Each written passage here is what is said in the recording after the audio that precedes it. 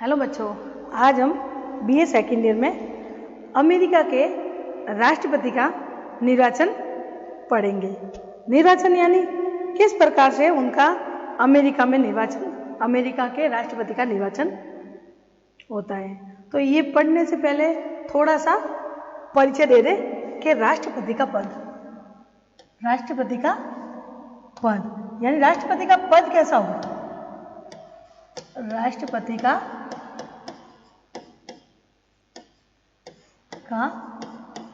पद के हिसाब से कि कैसे अमेरिका ने ये राष्ट्रपति का पद लिया। तो अमेरिका के संविधान में राष्ट्रपति का शक्ति का उल्लेख संविधान के अनुच्छेद, कौन सा अनुच्छेद?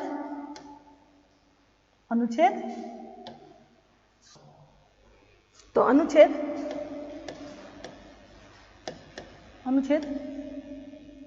2 में ये बातें बताई है कि 2 के कुछ छोटे से वाक्य में कहा गया है कि अमेरिकी संघ की कार्यपालिका शक्ति एक राष्ट्रपति में निहित होगी। मैम आपकी यानी ये छोटे से शब्दों में क्यों लिखा गया पता है? क्योंकि अमेरिका का विश्व का सबसे छोटा संविधान अमेरिका का है।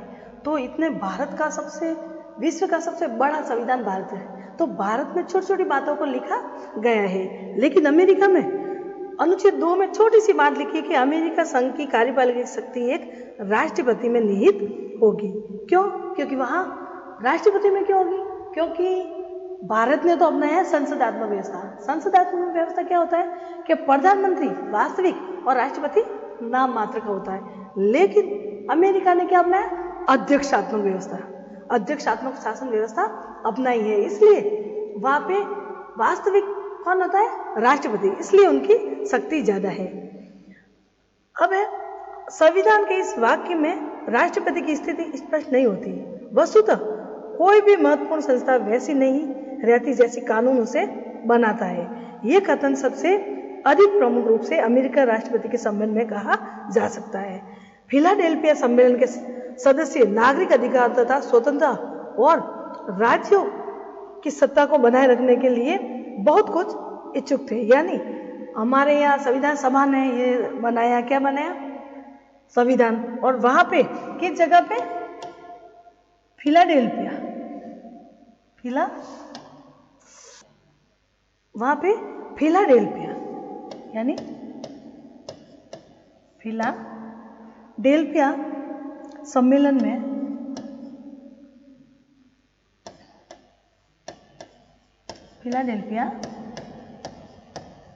सम्मेलन में ये घोषणा की गई थी कि नागरिकों को कौन से अधिकार दे और कितने दे, ये सब बातें इच्छुक थे। इसलिए राष्ट्रपति पद को बहुत ही अधिक शक्तिशाली नहीं बनाने देना चाहिए। यानी उनके मौलिक अधिकार वगैरह क्या देना चाहिए, इसलिए किसी ने कहा कि इनको ज्यादा शक्तिशाली नहीं बनाने देना चाहिए। लेकिन संविधान लागू किए जाने के बाद देखा गया कि राष्ट्रपति की शक्तियां निरंतर वृद्धि होती रहती है। जैसे कि वॉशिंगटन के समय से, यानी अमेरिका का प्रथम राष्ट्रपति कौन था? प्रथम राष्ट्रपति अमेरिका का वॉशिंगटन।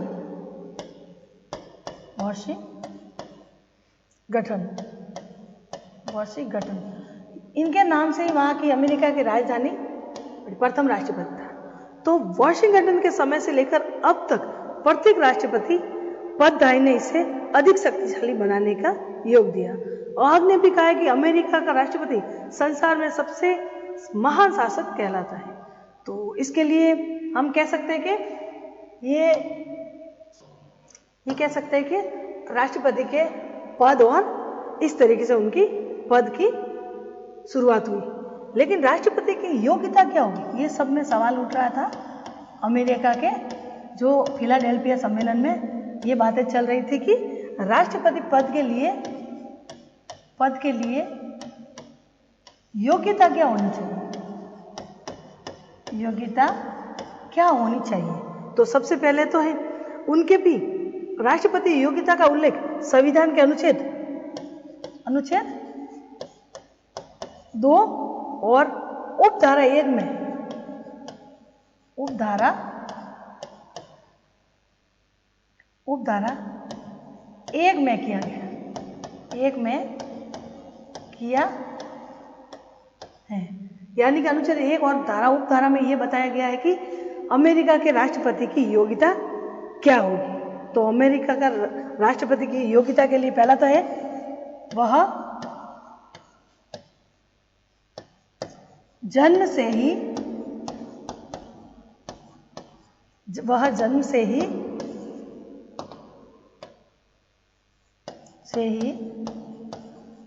अमेरिका जन्मजात या जन्म से ही अमेरिका का नागरिक हो। दूसरी योग्यता क्या बताई है?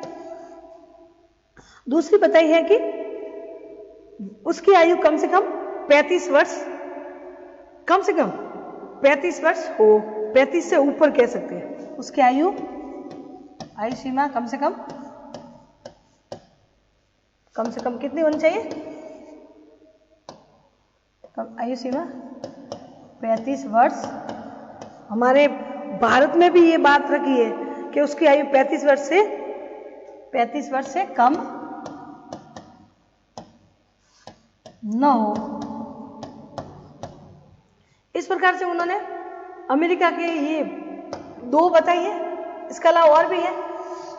तीसरी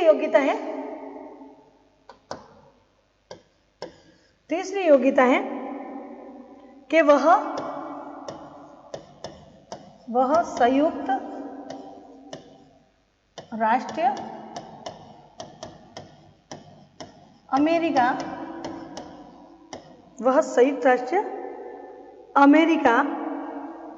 का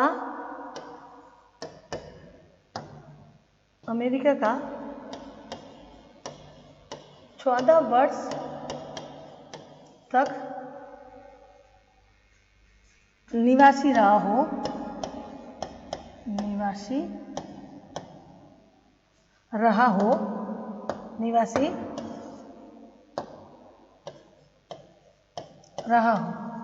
यानी 14 वर्ष तक वो वहां पे रह चुका हो। लेकिन ये भी एक बात कही है कि उसे लगातार 14 वर्ष अमेरिका में आवश्यक रूप से नहीं है, मतलब 4 साल फिर 10 साल, कभी भी टुकड़ों में, पूरी तरह लगातार जरूरी नहीं। उनको लगातार 14 वर्ष लगातार 14 वर्ष जरूरी नहीं। वो कभी भी 14 वर्ष तक निवासी हो सकता है।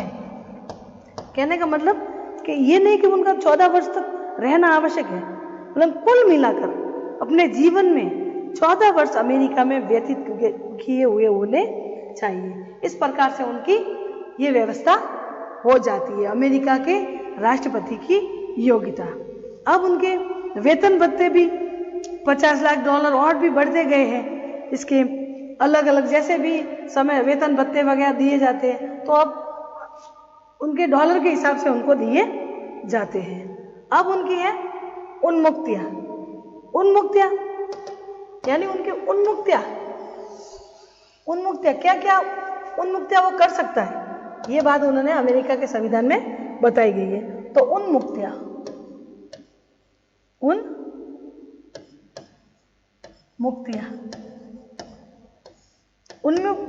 में अन्य देशों के कार्यपालिका प्रधानों की भांति ही अमेरिका को कुछ उन्मुक्तियां भी प्राप्त होती है। यद्यपि संविधान में इस संबंध में कुछ भी नहीं कहा गया, फिर भी परंपरा के अनुसार उसे किसी भी अपराध के आरोप में गिरफ्तार नहीं किया जा सकता।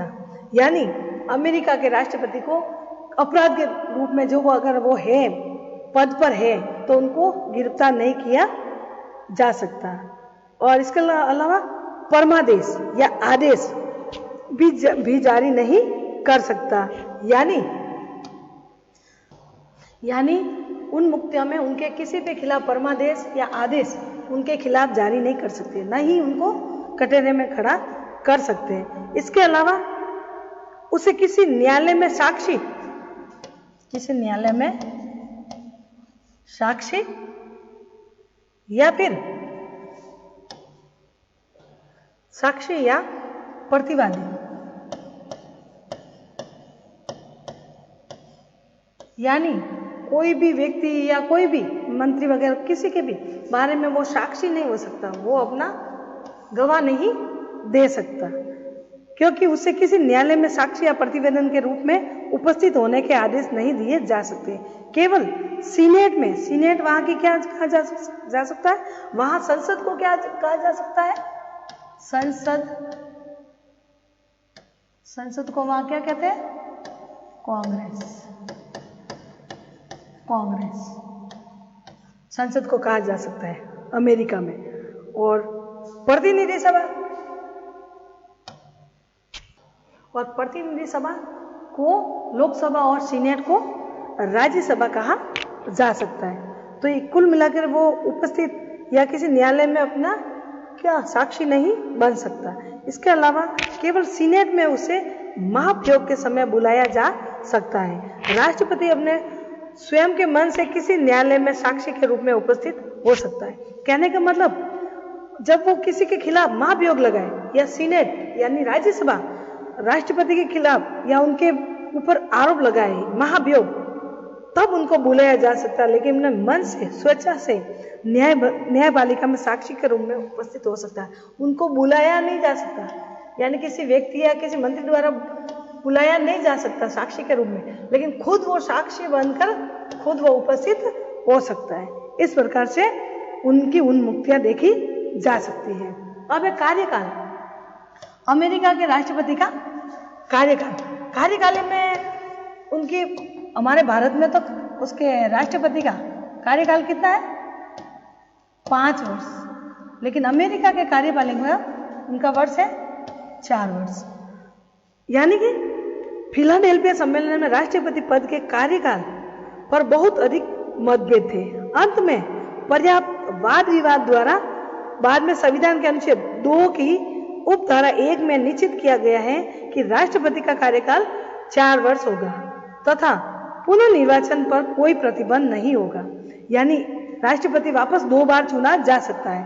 प्रथम राष्ट्रपति वॉशिंगटन ने यह परंपरा स्थापित करने का प्रयत्न किया है कि कोई भी व्यक्ति 2 से अधिक राष्ट्रपति पद धारण नहीं कर सकता, यानी सिर्फ 2 बार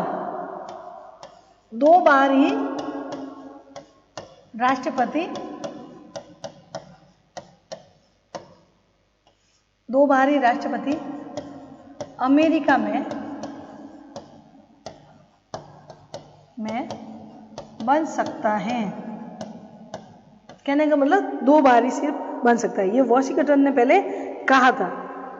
लेकिन कुछ उदाहरणों की परंपरा का उल्लंघन हुआ है, जैसे 1951 में अमेरिका संविधान में 22वां संशोधन किया गया था। इस 22वें संशोधन में उनके अनुसार एक ही व्यक्ति तीसरी बार राष्ट्रपति पद नहीं चुना जा सकता।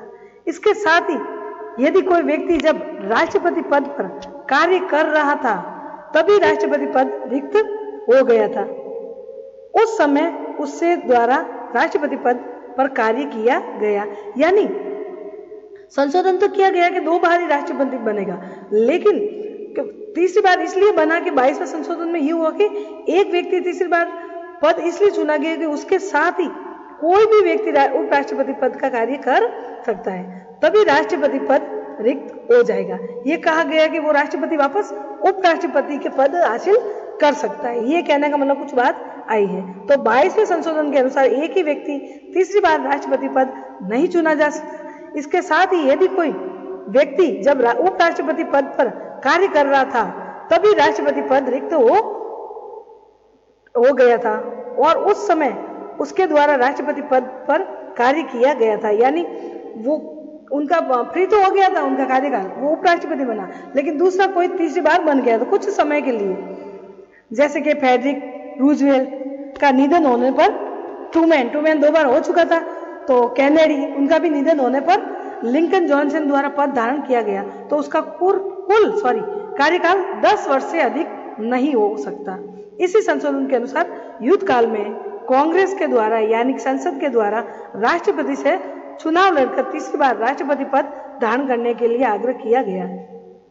कुल मिलाकर 3 बार तो नहीं बन सकता, लेकिन 2 बार बनने के बाद वो उपराष्ट्रपति बन सकता है। बनने के बाद थोड़े दिनों के लिए दूसरा राष्ट्रपति उनको 2 महीने के लिए धारण कर सकता है। तो 4 और 4 8, 2 बार, और 2 महीने के लिए वो धारण कर सकता है, लेकिन आखिर में निर्वाचन के समय उनको कार्य करना ही होता है। इस तरीके से ये राष्ट्रपति का पद की ये योग्यता देखी, उन्मुक्ति देखी। अब देखेंगे हम उनका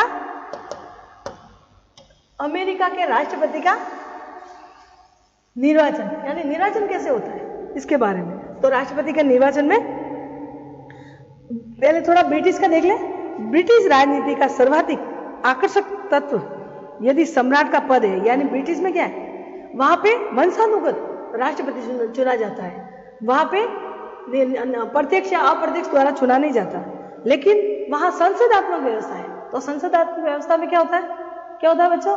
संसदात्मक व्यवस्था में क्या होता है कि राष्ट्रपति नाम मात्र को, प्रधानमंत्री वास्तविक होता है, इसलिए वहां पे वो निरंकुश नहीं बन सकता। तो ब्रिटिश राजनीति का सर्वाधिक आकर्षक तत्व यदि सम्राट का पद है और व्यक्तित्व है, तो अमेरिका राजनीति का सर्वाधिक रंगीन और आकर्षक तत्व अमेरिका राष्ट्रपति का निर्वाचन है। अमेरिका राष्ट्रपति पद पर आसीन व्यक्ति को लेकर साधारण से साधारण व्यक्ति द्वारा इसमें रुचि ली जाती है। तो अमेरिका राष्ट्रपति का निर्वाचन आयोग द्वारा, यानी निर्वाचन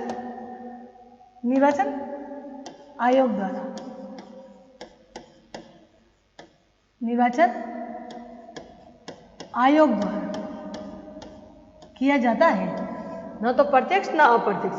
जैसे कि राष्ट्रपति के निर्वाचन की प्रक्रिया अब अमेरिका संविधान में बहुत अधिक मतभेद था। इस संबंध में प्रमुख रूप से 2 सुझाव दिए गए।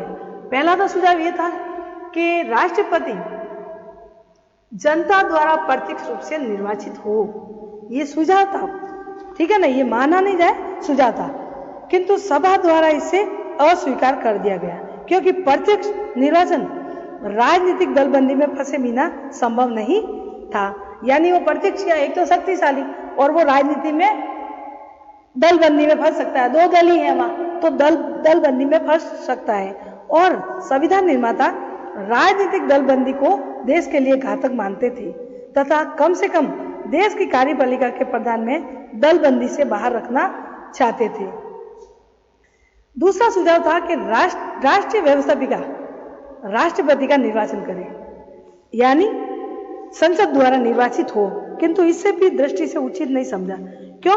क्योंकि राष्ट्रपति व्यवस्थापिका के हाथ में उनका खिलौना बन जाएगा। इसके अतिरिक्त अमेरिका संविधान सभा के सदस्य शक्ति विभाजन सिद्धांत से अत्यधिक प्रभावित थे। शक्ति विभाजन यानी शक्तियों का बंटवारा, कार्यपालिका, व्यवस्थापिका और न्यायपालिका के बीच में शक्तियों का बंटवारा, तो ये प्रभावित थे।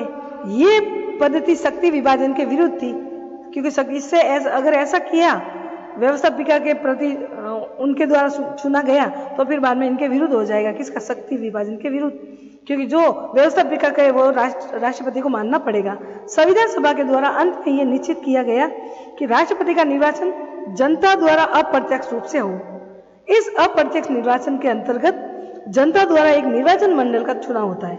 निर्वाचन यानी हर क्षेत्र से, यानी निर्वाचन मंडल के द्वारा राष्ट्रपति का संविधान में राष्ट्रपति के निर्वाचन के संबंध में कहा गया है कि प्रत्येक राज्य अपनी व्यवस्थापिका के आदेश अनुसार निर्वाचन चुने। यानी व्यवस्थापिका में ये संसद आएगी, संसद को वहां कांग्रेस कहा जाता है। वहां पे 2 सदन है। पहला है प्रतिनिधि सभा, इसको लोकसभा बोलते हैं। क्या बोलते हैं?